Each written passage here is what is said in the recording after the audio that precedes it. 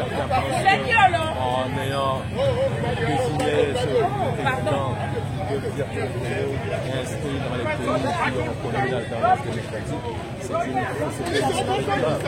Donc, en tout cas, moi je reprends un peu les termes du président Antoine. J'ai trouvé ça magnifique. Lorsqu'il parle, le président du Conseil Pariot, nous savons ce que ça veut dire en langue.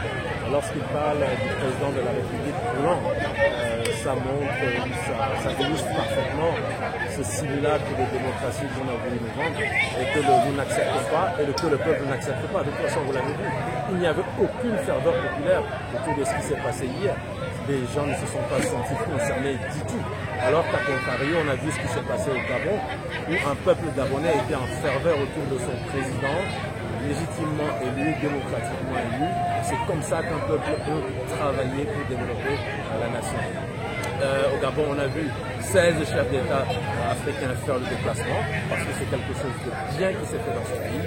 Contrairement à notre pays, nous sommes encore dans, je ne sais pas quel terme utiliser, quel qualificatif utiliser. Et ça fait qu'on est resté en catimini entre nous pour faire quelque chose de totalement inacceptable. Voilà, donc...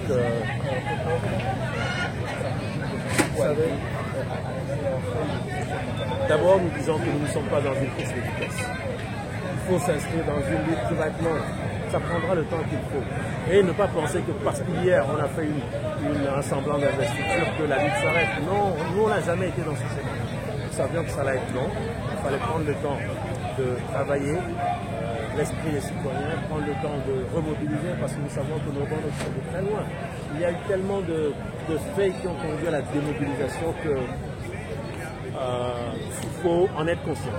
Accepter qu'il y a un travail à faire et à refaire même, c'est presque un travail décisif, vous savez, par rapport à la mobilisation. Mais nous allons le faire, nous sommes résolus à le faire. Et aujourd'hui, l'affluence pour nous démontre que nous sommes sur la bonne voie. Nous sommes sur la bonne voie, il va falloir poursuivre à Lomé, à l'intérieur du pays, reconstruire une mobilisation. Et lorsqu'on aura atteint la masse critique qu'il faut, on verra ce qu'on fait. Oh oui.